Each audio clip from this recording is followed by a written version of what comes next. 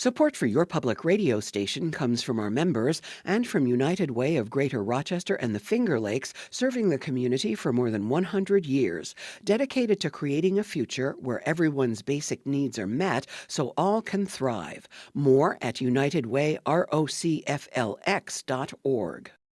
From WXXI News, this is Connections. I'm Evan Dawson. Our connection this hour was made at a United Auto Workers rally, an event featuring workers from around New York State talking about how they were treated by then-Governor Andrew Cuomo. This was not a rally to endorse Andrew Cuomo for New York City mayor. It was designed to warn against ranking Cuomo on the ballot. The UAW said that Cuomo had turned his back on workers, and they wanted new political leadership that will prioritize workers. Well, the UAW got the result they wanted in the mayoral primary. So what is next? Strangely, it might be easy to both understate and overstate the importance of the New York City mayoral primary in American politics, and we wanted to get a better understanding of what labor leaders think is coming next or should be coming next when it comes to political leadership. You just heard my colleague Beth Adams talking about a possible future gubernatorial campaign. What would a gubernatorial campaign look like that prioritizes workers in the minds of labor leaders? New York City is, of course, a big part of the American political scene, biggest city. What does it mean to stand with workers there? What about at the state level? What changes are possible? Starring in that UAW video was Rochester's own Dan Maloney, a man who has never been shy about sharing his opinion. So we asked Dan to join us on Connections to talk about what workers need now, and he is with us this hour. Dan is president of UAW Local 1097 and the Rochester and Genesee Valley Area Labor Federation. Welcome back to the program. Nice to see you, sir. Good afternoon. Thanks for having me. And alongside Dan is Patrick Coyle, Chief of Staff for the Rochester and Genesee Valley Area Labor Federation. Welcome back to the program to you. Thanks so much for having me. We're going to start by, I want to listen to this video. And in this video that the UAW put out before the New York City mayoral primary, listeners are going to hear Dan Maloney first and last. He gets to open it and close this video. And in between, you'll also hear Zohran Mamdani, Brad Lander, and others. Let's listen. I'm sure other speakers will talk about the 15,000 seniors that died in New York State nursing homes due to COVID and the serious missteps of the Cuomo administration. I'm not here to talk about that. I'm sure other speakers will discuss the multiple sexual harassment charges brought against former Governor Cuomo, but that's not what I'm here to talk about either. I'm here to tell you that when United Auto Workers needed Governor Cuomo's help, he turned his back on us. Our members want a better, safer, and more affordable city. Someone who passes up the opportunities to support workers in a time of crisis, that person is unfit to be mayor of working-class New Yorkers. Our membership across the country went out on strike in September of 2019 against GM. UAW Region 9 and 9A worked hard, lobbied the state legislature to get a bill passed that would ensure that unemployment would come after 1 week. Cuomo, as governor, had the chance to sign that bill into law. Not only did he not sign that bill into law, he never stepped foot on any of our strike lines. Let me repeat that. He never stepped foot on any of our strike lines. Cuomo was absent and ignored every one of our calls. This is a man who wants you all to believe he supports labor. We're talking about a man who created Tier 6, which took more than $100,000 out of the pockets of working-class public sector workers. A man who I just saw for the first time in my life, just last week, describing Tier 6 as ancient history. The only thing that's ancient history is Andrew Cuomo. Yeah! Enough with the corruption, enough with the chaos, enough with the yielding to corporate bosses. Let's elect a mayor who works for working New Yorkers. When we needed Andrew Cuomo, Cuomo showed cowardice. So New Yorkers, don't get fooled again. That's the UAW video, and that's Dan Maloney on the front and back end of that video. Patrick Coyle, did Dan Maloney single-handedly end Andrew Cuomo's career? I would like to believe so, yeah. I'm trying very hard to start that narrative. I think the Mamdani campaign would likely disagree with me. Mamdani wants the credit. You want to give it to Dan Maloney and UAW? Well, I do think UAW, it's obviously easy to, say now, that the results are clear. But that video came out, I think, well over 6 weeks ago now. That was still at a point where the polls and the, conventional wisdom was still that Cuomo was going to win comfortably. That was a very risky decision for them to back, such an unproven candidate and, to do it in such a particularly vocal way. I thought it was a very brave call, and I'm proud, that Dan was even able to play a small part in that. Although, as your listenership just heard, it was not that small of a part. No, it was not a small part. And Dan, to Patrick's point, this is a former governor in a Cuomo family that is obviously one of, or maybe the most powerful political family in a couple of generations in this state. He remains a huge figure in New York politics, although the future of that is now debatable. But he has a famously long memory. We hear from people who've worked for him that he can be vindictive. Did you feel any hesitation about putting your face and name and voice on that particular video before the voting happened? No, not at all. Because, again, like we said in the video, when we needed him, when it really counted, he was not there for us. What do you mean by that? So we had a bill on his desk ready to sign that we worked. Unemployment insurance when you go out on strike. It's an insurance fund workers pay into, employers pay into. It's no harm, no foul to the corporation. It would have helped level the playing field for workers. We used to have to wait until after 7 weeks to put in our waiting week, so 8 weeks in reality, to be eligible for unemployment. Corporations, large corporations like General Motors understand that, and they could wait us out, try to starve us out. So now we're just trying to balance it a little bit, put a little more fairness into the negotiating table by giving some financial resources to workers. So we worked our legislature. The Assembly and the Senate agreed. They passed a bill. It was awaiting Cuomo's signature. Before we went out on strike in 2019, he refused to sign it. All during that 40-day strike, he refused to sign it. Now, as 7 weeks elapse, then the corporations come to their senses. They're like, oh, my God, these people were hanging out with no money. Now they're going to get money in their pocket. They're going to hang out longer. We better go negotiate.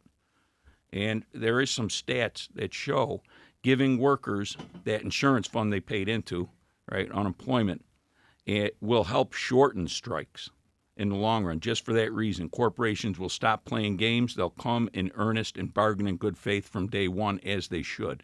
So let me ask both of you, and I'll start with you, Dan. Just that issue, which I know has been a big one for labor. Did you have a chance, or did your leadership have a chance to talk with Governor Cuomo about why he doesn't believe that there should be insurance when you go on strike? Why he decided not to sign it? If he just thinks that would have put too much power in the hands of those threatening to strike? If there was something else, did you have a sense to understand where he was on that? So those discussions were above my pay grade, right? That was our regional director and UAW president's office having those discussions with Cuomo. And he would just never say no. He just would not sign it. So passive-aggressively, kind of. Well, this again, maybe the cynical part of me, or maybe just sort of the political observer would say, he wouldn't say no to you in a meeting because he didn't want to say no and lose your support. But when it came down to whether he would sign it, he showed you where he was on it. Is that correct? That's exactly right. Show me by your actions, not your words. And his actions told us all we needed to hear. What do you see there, Patrick? I see broadly the same, and I think this is an issue we see, with a lot of politicians, in New York State and around the world, is that, everybody says they want to be pro-labor and pursue pro-labor policies, but oftentimes when it comes, for the rubber to meet the road, and they have to stare down the barrel of, making a donor or, a very powerful force in the state upset, often, many people, will do that despite, will be reticent to do that despite, being the first person to talk about how they love to be a champion of labor, and, uplift the organized labor and working people in this state. They're influenced by corporations. They're influenced by big corporate America. It does keep happening, I've noticed.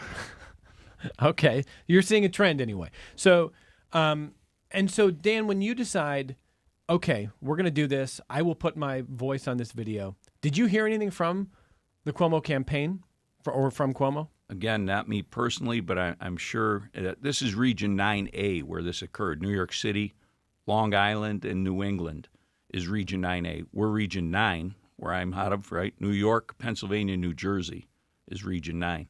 So 9A leadership invited me to speak because they've heard me speak about this issue here in Rochester. So, They're like, this guy's going to be spicy. Let's Let's put him on the camera. That was in front of City Hall right in New York City. And you could see on the video a little bit of rain coming down that day, but that did not deter us at all.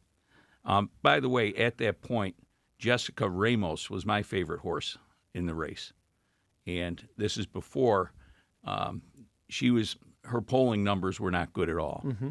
So I don't know who whispered in her ear that endorse Cuomo. He looks like he's going to win this thing. And she did. The next day, UAW pulled our endorsement of Jessica Ramos as well. And that was disappointing to me. We had a good rapport with our Senate Labor Chair, Jessica Ramos, at the time. And she worked well with Harry Bronson, our assemblyman, in that labor position. And I just want to say, Dan is always very blunt here, and Patrick, too.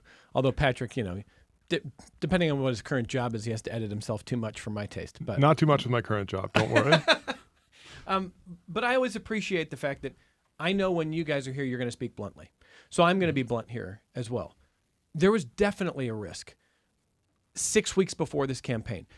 It is easy now to say, well, Cuomo is sort of a political dinosaur, and of course a young, fresh face like Mamdani would win. And that was by no means guaranteed the night before the primary, right, Patrick? Oh, absolutely. And, I'm a person, I've worked with Zohran in my time in the assembly and the Senate. I've, done left-wing electoral politics, for a long time in this state. And I truthfully did not believe he could win until I saw the early voting electorate, and just that was the longest of long shots and truly like a pretty much flawless and perfectly executed campaign, that faced impossible odds, a deeply unfavorable media environment, and, also millions upon millions of dollars and some of the most powerful forces in the city and this state. Bloomberg, others from the establishment, so to speak, who did not want specifically Mamdani, to win. And so it was a risk for your organization. Although I say it's a risk, what's the worst that could happen if Cuomo wins and you guys did what you did? What do you think, Patrick? I think, UAW Region 9 certainly would have a lot more to lose. Correct me if I'm wrong, Dan. I believe they do have a lot of legal service workers in New York City. Again, 9A. Yeah, that's what they'd have a lot to lose. Yeah. Higher education, the public defender's office, that kind of stuff. And so the Rochester and Genesee Valley Area Labor Federation, and our UAW local, I'm sure people would have been annoyed, but there would have been relatively limited in what they could do. But, the unions that live and work and have to negotiate with the city, there's a lot, and I think you can see that in a lot of the behavior patterns of some of the unions this election. Okay, Dan, so Cuomo himself didn't call you. Did anybody in politics call you and say, what are you doing? I did hear from a congressman that told me maybe I was kind of hanging out there a little bit and maybe sticking your neck out. Just kind of saying, wow, it was a strong move. Well, not the exact words he used. Well, so here we are. And so I want to do a couple things. I want to talk a little bit about, I can't resist talking to Patrick a little bit about what he thinks this does and doesn't mean for politics generally. But then we're going to spend a lot of time just talking about what this means for the sort of political class, and are you authentically for working people? Are you not? I already have an email about public grocery stores and things like that, and Dan and I talked a little last night about that, so we'll get there coming up here. Listeners, you can call the program. It's toll-free, 844-295-TALK. It's 844-295-8255, 263-WXXI. If you call from Rochester, 263-9994. You can email the program, connections@WXXI.org, connections@WXXI.org. You can join us if you're watching on the WXXI News YouTube. You can join us in the YouTube chat there. We're talking to Dan Maloney, president of UAW Local 1097 and the Rochester and Genesee Valley Area Labor Federation, and Patrick Coyle, chief of staff for the Rochester and Genesee Valley Area Labor Federation. UAW decided to, really what that video was a don't vote for Cuomo video, but Mamdani's in it, Brad Lander's in it, and UAW really did stick their neck out before a voting that did look to favor Andrew Cuomo for New York City mayor. And so there's a lot of talk about what this all means and what does it mean, Patrick Coyle. When you think about Mamdani, when you think about what he represents, what he wants to do, what Democrats writ large are supposed to do? What do you see? I could answer this question, I think, for the remaining 46 minutes we have on the show. Probably the rest of the week. But one thing I will caution against that I think is one of the biggest mistakes everybody makes, when doing any level of like political analysis is, looking at the results of one election and saying, hey, this happened because of the things that I fervently believed the day before the election. And it just confirmed all of that. Yeah. So I'm trying very hard not to do that, I think the biggest thing is, just authenticity, in that I think all too often the trap Democrats make, is not saying anything that hasn't been focus grouped or poll tested, 17 times over. And I think it was very clear that like Zohran did not do that, and he was like speaking to candidates. He was being, and I think he was unapologetically like, hey, the world is very hard for a lot of us right now, and the state has a role to play in, improving people's lives, and I think, there are a lot of people who are feeling the crunch, who are feeling, the unaffordability of the world, in Rochester and in New York City, but I'm sure there are a lot of Dems who would not have wanted to focus on that because they would have, thought that they were attacking, Adams or, the Dem establishment or, Biden or, people who have led to, some of these policies. Not that they, it was their doing necessarily, but just, they were the ones in charge of the government at that time, and so I think he spoke to something that a lot of elected officials or candidates often do not, which is just that like, hey, I see how hard things are for you and I see how bad things are and I want to help, in like a genuine, unfiltered way. And I think the other thing, and it is really difficult to overstate how seismic of a shift this was from a traditional primary electorate. It was, I think the three biggest like 5-year age groups were 20 to 20, I think it was 25 to 29, 30 to 34, and then 35 to 39, which is just like, it is unbelievable. I have not crossed... How young this electorate was for this campaign? It is genuinely like, hell freezes over, pigs fly kind of stuff, with just like how a traditional primary electorate looks. I saw something like 45% of the electorate was under 40 years of age, and 30% of them had never voted in a Democratic primary before. Happen. It genuinely doesn't. Like, it is... that is the one thing where he just like, Cuomo got, I believe, 40 or 50,000 more votes than Adams got in 2021, and he lost by 12%. It was a seismic shift in what primary electorates traditionally consist of and who votes in them, which I think will ultimately be the singular achievement of the Mamdani campaign.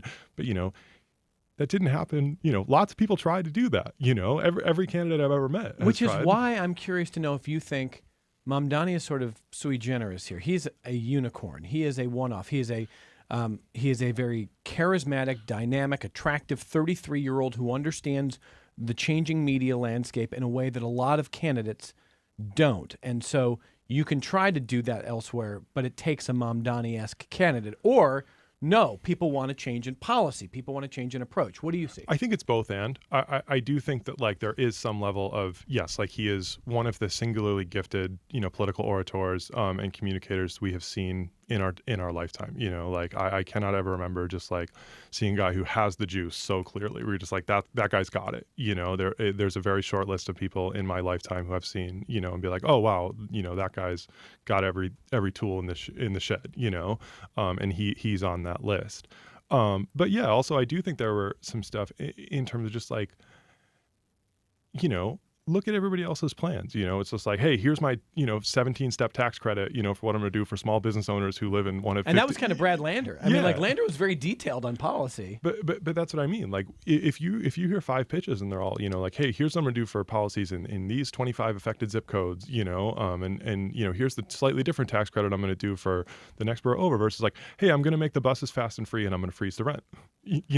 Like what appeals to you? Which is easier to understand, which is easier to activate new voters, and I'm not saying so.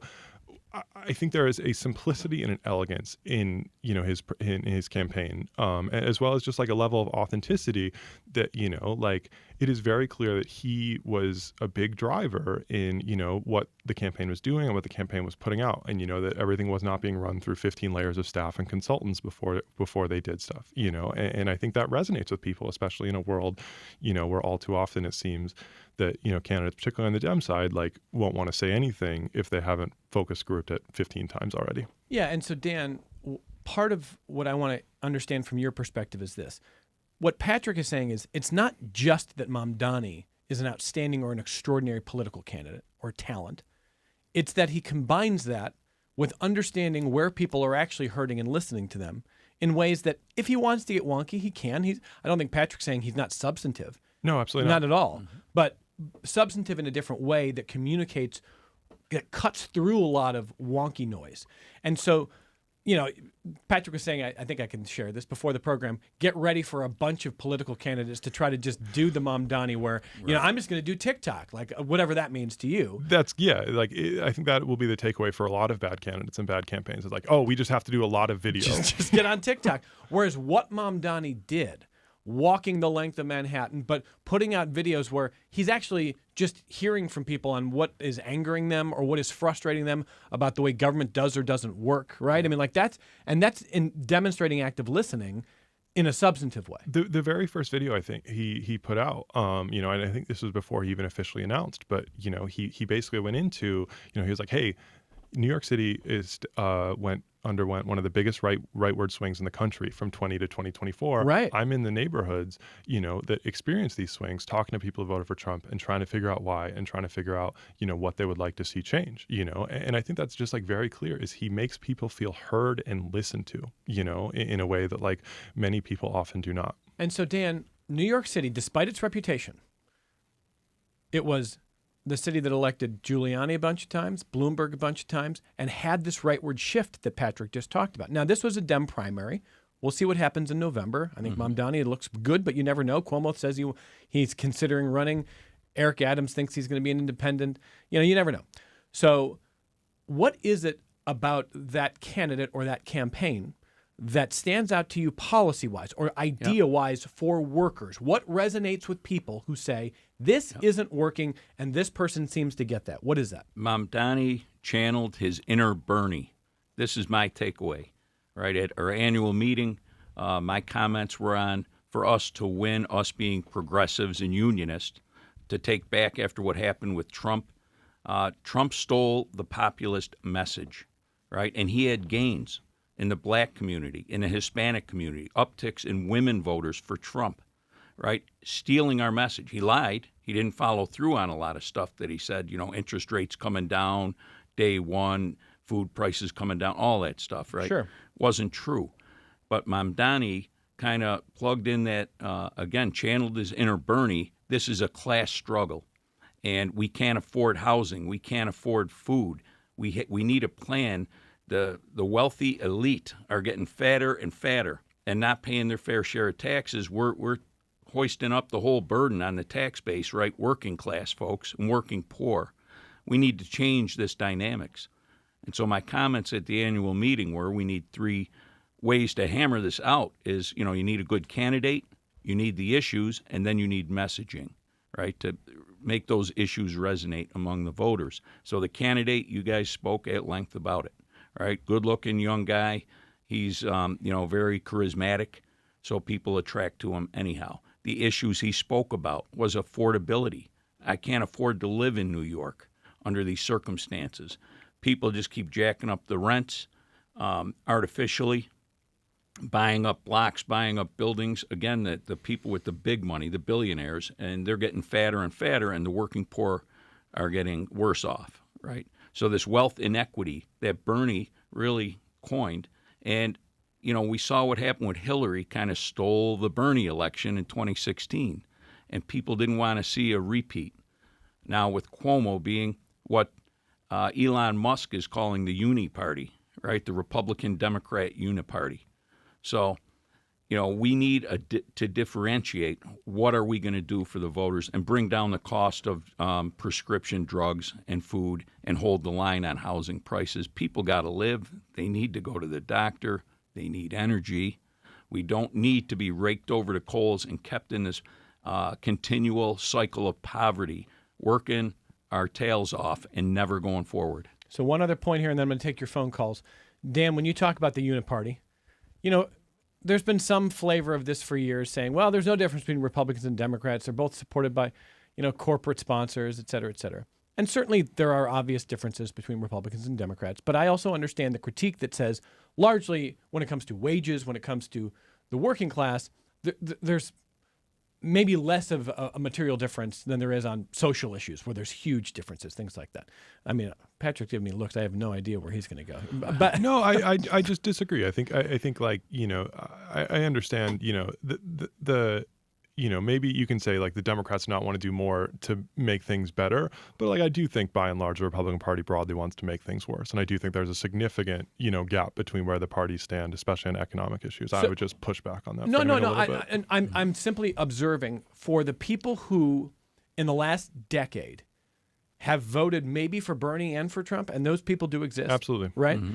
And for people who feel like there's the uniparty thing that Dan talked about, that Elon Musk was talking about this week, saying if this bill passes, no one should ever vote Republican again. And, there's no difference. They're all just going to, do the same bad things. So that feeling exists. And there is an opening to tap into what will appeal to people who are hurting, is what I'm saying. Now, Dan, Exactly. you say Trump campaigned on a lot of that. Yeah, and it worked pretty well. He was a populist candidate. He won more labor support, or at least more individual union workers than any Republican in a long time. Yep. The question is, do they now feel like that was a good idea? Because what do the policies look like? What are the effects of that? But he clearly tapped into that frustration or that perception. So what you're saying is you think that opening still exists and people will gravitate towards those who they think will authentically seek to materially change their lives for the better. Yes? Correct. And that authenticity we spoke about, you see that in very few candidates. You did not see that in Hillary. You did not see that in Cuomo. I cannot wait for the phone calls. Good. Let's them relitigate this whole thing. They call them corporate Democrats, right? And so and you agree with that? Yeah, they're not really progressives. They're not real. Everyone, like Patrick let off here, wants to say, my grandfather was a coal miner, United Mine Workers. I love the unions and what they did for my family. But do they really mean it? Again, show me by your actions.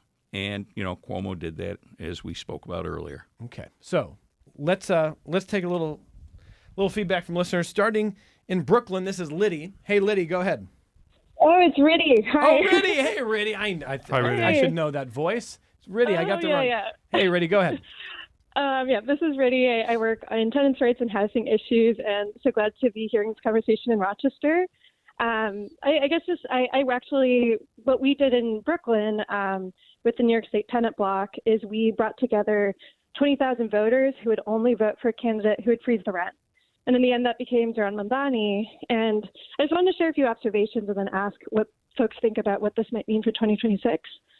Just like really quick, I think something that's interesting about Zohran is that he had the freeze the rent demand as like his leading thing to get folks excited, but he actually had a very detailed longer term plan to loosen zoning restrictions, to put in public investments, to strengthen code enforcement. So like there's this interesting thing where folks were like, does he have a real plan to address the housing issues? And he really did. Like he was, his like populist messaging genius meant he needed to lead with the thing that would get folks excited. But it was coupled with something both to address short term and long term. But I guess like to go back to this election, we talked to voters in like immigrant neighborhoods, in Black and brown neighborhoods who went to Trump, who went to Cuomo, who were going to go to Cuomo. And what we found is that talking to people about their number one issue, which is housing costs, it's the biggest expense folks have every month, actually changed how people thought about the election, both like exciting them to actually vote and moving them away from Cuomo. And in the last 3 weeks, Cuomo got a $2.5 million donation from landlords. And just talking to people about that, suddenly they might not have been moved by some of the other issues in some of his record. But as soon as he talked about the fact that landlords were trying to buy the election and elect Cuomo, it really spoke to people. And so we saw these are real things that can turn people over to progressive candidates and help with this upset. So I'm curious, Rochester is a majority renter city. Every major city's majority renter, but tenants are also half the state.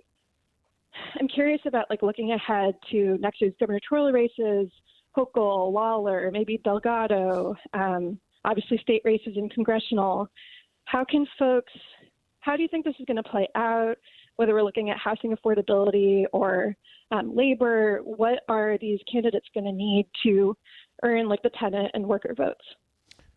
Good questions. Riddy, thank you very much for the phone call. I'll start with Patrick Coyle on this one. I'll ask both of you. If you're in Kathy Hochul's campaign, or if you're in any of the statewide leaders, what are you learning from this, especially on housing? I think that, and I think Riddy brings up a great point that I wanted to say earlier, but decided I'd talked for too long. Is that yes, and I think that's really crucial information and context. Is that yes, freeze the rent and rent stabilized buildings, was like the main thing, that Zohran led with on housing. There was a lot of really substantive stuff, to make it easier to build new housing in places where people want to live in New York City. And so I do think that there was, a lot of stuff there as well. And yes, I think it is clear, certainly in New York City, that tenants are becoming a real, organized tenants are becoming a real political force, and I think any candidate willing to write that off or say that's not a phenomenon that, is happening more and more and getting stronger is doing that at their own peril. Dan, what do you think? So I think a lot of times these contractors get a lot of government money, much like Elon Musk. Right?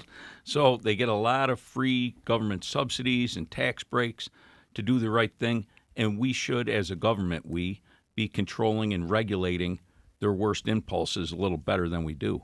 And when they're jacking up rents, if inflation's running at 3% and they're jacking up rents 10%, right, we can't have that. So there's got to be better regulations and controls, and that's just on housing. But again, the larger issue is the breadbox issues. The whole thing. It's housing, it's food insecurity, it's medications, doctor visits for my kids, dental, vision, the whole package. Things everybody needs, the basics of life to get by, and these vultures are making a fortune off of us, off of human misery. And that's what we're after, trying to get to the root causes of and control and stop.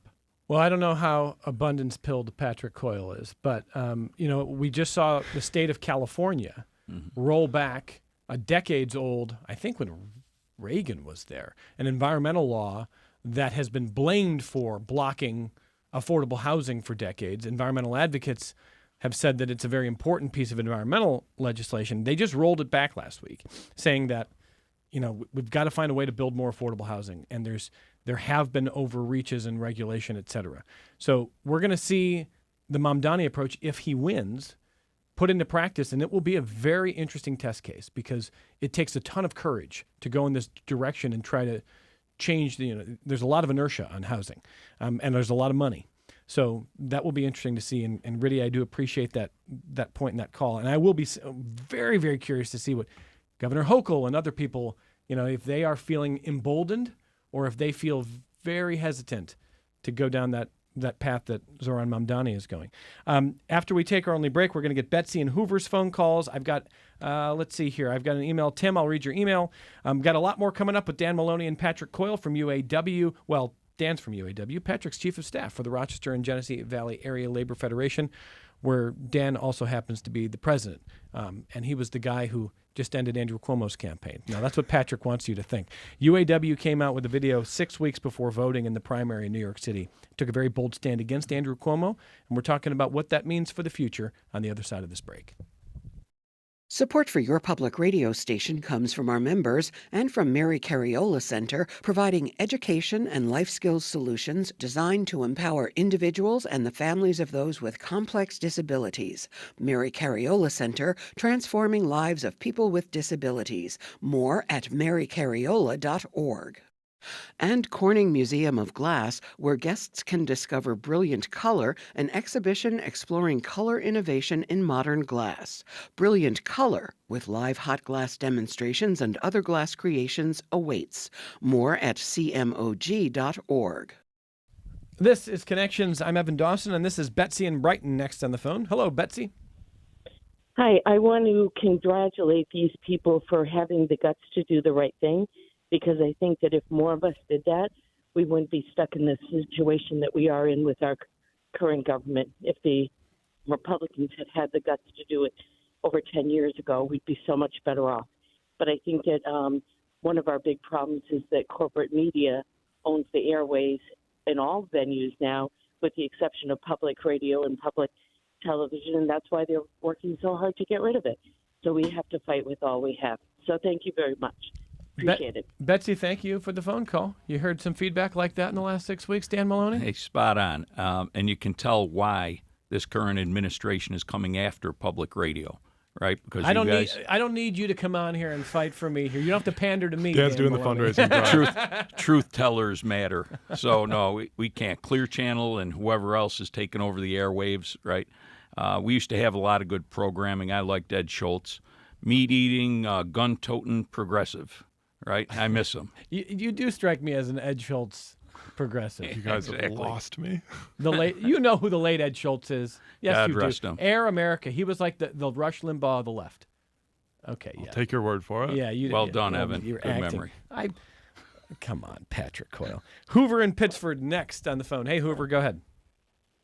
Hey, this is a good program. Dan's on fire today. Dan will recognize me. I use my pseudonym, but he knows his Cornell buddy from the U of R Medical Center Health and Safety Committee. Go Bills. Right, Dan? Go right. Bills. I was just going to say, Evan, does he have his Bills jersey on? He's got a UAW on today, but there's usually some Bills swag with Dan Maloney. Well, he's probably got Bills jockeys on then. He's on top. Here's the question. People who run for office, they are looking to run again and again and again and again. And I have lived in a state where they had term limits and where they had a state legislature that only met every other year for no more than 60 days. So my question is, if people had term limits, and what you're going to see with Trump is he's term limited. He's going to do exactly what he wants to do. He doesn't care about reelecting and getting reelected and posturing and being on talk shows and making people laugh at him and, all kinds of stuff. He's not doing that. And if more candidates would just say, I'm a one-termer, or at least we had some legislation that limited people to 1 4 or 1 6 year term or whatever, I think people would actually want to do what they really said that they wanted to do. Keep rent controls or lower this price or lower that, because Dan's making some really good points, and he and I don't agree on everything, but we certainly have a good time when we're talking. And what about that, Danny? How would term limits affect people's ability to be honest and just go ahead and push their agenda and not think about the reelection first? Because we all know the first thing a politician thinks about is getting reelected. So I'll get off and I'll listen to my Bills buddy. Thank you, Hoover. Go ahead, Dan. Louise Slaughter used to have that statement that we are all term limited by the voters. Yeah. If I'm doing the wrong thing, throw me out of office. Please, that's your right, that's your civic duty, and follow through with it. So she was not a fan of term limits for that reason, because what if you're throwing out the baby with the bathwater? What if you're throwing out a Louise Slaughter who has done nothing but good and 100% AFL-CIO pro-union voting record? What if we're kicking her out of office just because she's been there a couple terms? I wouldn't agree with that. On a local level, maybe. We could use some churn, like in the town of Greece where I live. So, I don't know. Maybe we could look at it at a local level, make that the pilot, and see where we can go from there. But, Patrick, part of Hoover's point there is that, yes, the Louis Slaughter line about we're all term limited by the voters, it's technically true. Voters can decide at any point that they don't want the incumbent. But Hoover is concerned that the way people govern would be different if there were actual term limits and that you couldn't run again and that you wouldn't govern in a way that just seeks to try to entrench yourself, and that you might actually be either emboldened or at least wizened about trying to pursue better policies. I don't disagree with him necessarily in that, certainly I think that basically how difficult it is to govern and pass meaningful policy changes, and the amount of veto points that exist in the American policy system is a huge problem for our political sphere, and one that leads to a lot of this disillusionment with politics and the political system that we've been discussing. I just don't think that term limits are necessarily the best mechanism to alleviate that. Well, Hoover, thank you for the phone call. I'm going to read Tim's email. He says, Evan, I'm not a Democrat, but Andrew Cuomo would have at least have been a sane New York City mayor. Instead, we're going to get publicly owned grocery stores, which are going to fail spectacularly. When will the left ever learn it won't work to just put government in charge of everything? Wow. So I gotta answer this one on behalf of Metro Justice with their red campaign for RG&E, right? When I stood up and spoke at the county legislative meeting and talked about we should take this over as a public entity, at least do the study and see if it's feasible and makes sense. A local utility. Like local publicly owned utility. And I got a lot of pushback. That's socialist, that's communist, that's wrong. But now in the same breath, this same legislature gave $4 or $4.5 million for RG&E to expand the power grid in Henrietta. That's why we pay rates to RG&E. That's why they take $120 million in profit each year out of the Rochester area, and it flows over to Spain. That $120 million would go a long way to expanding the power grid and shoring it up against the harsh weather conditions that we have here in upstate New York. So I agree that, if you want it that way, that he's a nut job, publicly owned grocery stores, stop giving corporate welfare today. Stop it, right? And that's part of that bromance between our president and Elon Musk right now that broke because we're not. Right now, Trump is saying we're going to cut you off the corporate welfare gravy train, Elon, because you're speaking ill against me. How dare you? So, yeah, we got to have it both ways. It can't be one-way Republicans and alleged conservatives that are raising the debt ceiling by $5 trillion with this big, beautiful one bill, which is not so beautiful in our estimation. I've got two things on this, which one, I think the freak out over publicly owned grocery stores, I think, really misses the fact that in almost half the states in the country, like whether it's liquor or, some level of it is run by government-owned retail shops. I think like most of the states in the Midwest and the Southwest, like liquor is almost entirely distributed through government-run grocery stores, as well as like a U.S. military base, right? These are not things that are not currently being done right now. And also just like, nobody denies the existence of food deserts, right? And these areas that like need these healthy, fresh options. And like, it is clear that like the private market is not solving that problem, And so I think it's kind of basically, do you think the state has a role, to play in making sure everybody has access to, and also it's a pilot program. I believe, the original plan is for 5 stores, like I think he's leading with it because it's interesting and innovative, but like, it is not as if he's saying, on my first day, we are going to personally, I'm going to nationalize every single grocery store in New York City. I'm going to do a pilot program for 5 stores in these food desert neighborhoods. On Mamdani, Dallas says, Mamdani is just promising everything will be free. Is that how you see his campaign, Patrick? It is very much not. No. Like certainly I think that, I think there's a lot of daylight between promising everything will be free and saying like the world has become unaffordable and, I'm going to see how I can help make it less so. How do you see it, Dan? I agree. He wants people to pay for groceries, but take out that profit motive. The vultures that are profiting off of human misery. And he said, I saw him on one of the talk shows Sunday, it is 5, 1 in each borough, a pilot on these stores, city-owned stores. And he's going to tap into a fund that's already there, a corporate welfare fund that those grocery stores are already getting. So it's not going to cost the taxpayer anymore. But when you talk about profit there, and you talk about vultures, do you think there should be profit on automobiles? Absolutely. So but a not reasonable profit. Okay, so what you're talking about is the level of profit and where that profit is going. And yes, regulate it, and the workers should share in the wealth they create. Absolutely, yes. So, this is where I think Andrew Cuomo and others, more on the political right, would say, Dan, if you shrink what the people who create these companies can make, you will disincentivize innovation. That's always been the argument for decades now. And if you want to put a cap on what the CEOs or what the founders, the owners can make, then you think you're going to have those profits flow more to the workers, but you'll just get fewer companies innovating and creating. Real quick, GM went bankrupt. Again, we saw this. Mary Barra's making $28 million a year now. The Toyota and the Honda executives make far less, and they have for decades. They didn't go bankrupt. So this I need this money to retain the best and the brightest captains of industry that are going to innovate and make it better. It's not true. They're in it for the short term to pillage as much money out of these corporations as they can and then get their golden parachute and get out. They don't care about long-term effects on the communities and the workers. Do you think that if you run a company that goes bankrupt, the most you should be able to make is $27 million? You know, you're onto something here. Let's at least start going backwards a little bit for bad behavior. What do you think, like Patrick? Is it 27? Should we cap it there? Sure. Patrick's like, I'm usually the snarky one. What is going on here? I see I turned the tables on you. How's that? I want to, before we close here, I just want to key in on one other point here. There was a couple of emails about, like, Trump didn't win union workers. Look, I don't have all the data in front of me, but Donald Trump definitely performed better with union workers in my home state of Ohio, my native state of Ohio, which it went from a purple state to a pretty solidly red state. That's a red state. Mm-hmm. And some of that's because of, union households voting for Donald Trump.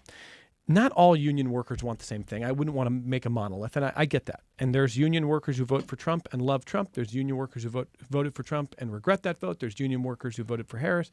There's union workers who wanted Bernie. There's all kinds of things. But we know that Trump has made gains in his 3 presidential campaigns. So for the workers who felt ignored by the Democratic Party for years, Dan, and did vote for Trump, what do you think in general they do make of this administration's policies? Whether it's, you talk about the big, beautiful bill, but in general, how are workers doing and what do you think they are seeing after their votes for this administration? So I do see a lot of folks that were disillusioned with the Democratic Party, with the NAFTA, the CAFTA, the free trades. They've seen all those factories close, in particular in the Midwest. Ohio was hit hard. I had friends at Lordstown. So now they were looking for options. They were lied to. They were smiling and handshaking Democrats that lied to them and did the wrong things. And now here comes this fake progressive Trump. They voted for him, but they're starting to see the reality, right? Those interest rates didn't come down. This big, beautiful bill is not going to share any wealth with the workers on the factory floor, et cetera, et cetera. So midterm elections, I think we need to get our message out there. Again, it's breadbox issues. Let's stick to the food, clothing, shelter, medical, and let's message that properly with good candidates. No more of this corporate Democrat. Food, shelter, accessibility, medical.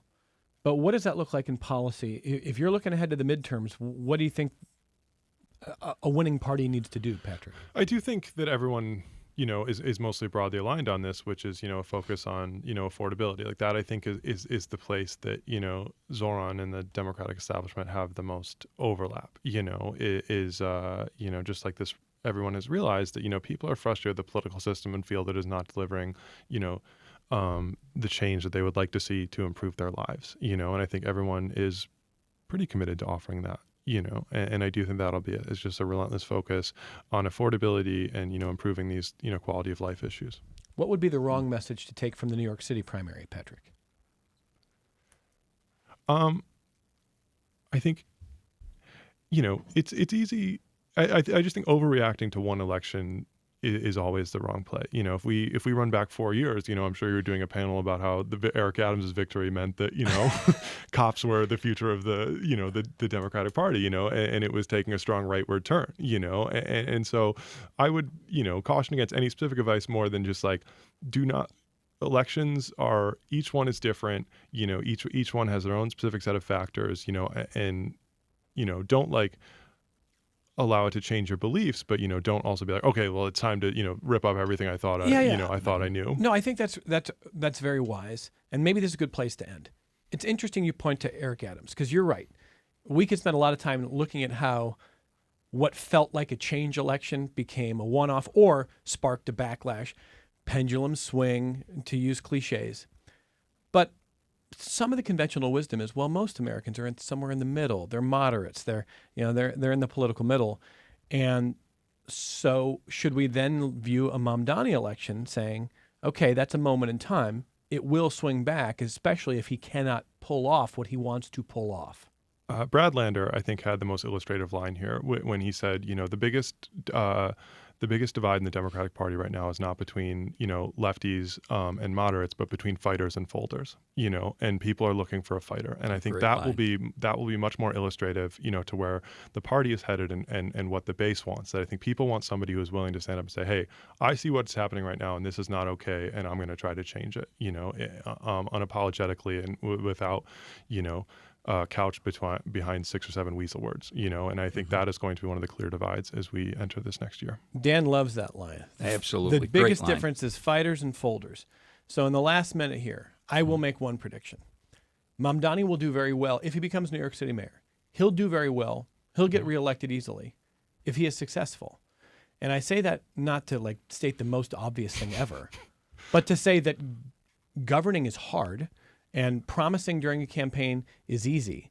And it's going to take a fighter to get some of the big changes done, especially against the established forces that will try to stop those changes. And if he can do it, he'll probably get reelected. But if he fails, he won't. I mean, it sounds obvious, but I mean, I don't think we should say right now this is the biggest change election ever until we see if this works, right? So, in my opinion, class warfare is inclusive. Right? There's no isms involved. You could be old, you can be black, you can be a woman, you can be a man. We're all getting taken advantage of by the wealthy elite, that 0.1%. So when you bring it together in class warfare, Bernie Sanders' message, Mamdani's message now, right? It's a winning message. And again, we need to channel that into the midterms. Final thoughts from you? I think, we've covered it pretty much all.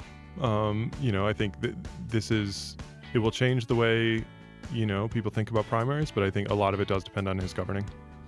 Thank you very much to our guests this hour. It's been an interesting discussion. Dan Maloney, president of UAW Local 1097 and the Rochester and Genesee Valley Area Labor Federation. Go Bills. Go Bills. It's July, and you're going Go Bills. Come on. You're Training camp's right here at Fisher. He's camping out at Fisher right after this. Yes, you're always Go Bills. Thank you for making the time, Dan. My pleasure. Thank you. Always good to see you. Patrick Coyle, Chief of Staff for the Labor Federation. Thank you for being here as well. Always a pleasure. Always a pleasure indeed. More connections coming up in just a moment.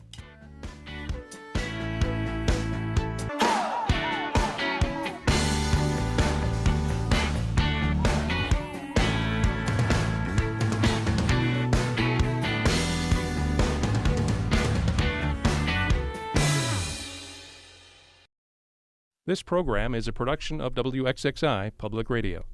The views expressed do not necessarily represent those of this station, its staff, management, or underwriters. The broadcast is meant for the private use of our audience. Any rebroadcast or use in another medium without expressed written consent of WXXI is strictly prohibited. Connections with Evan Dawson is available as a podcast.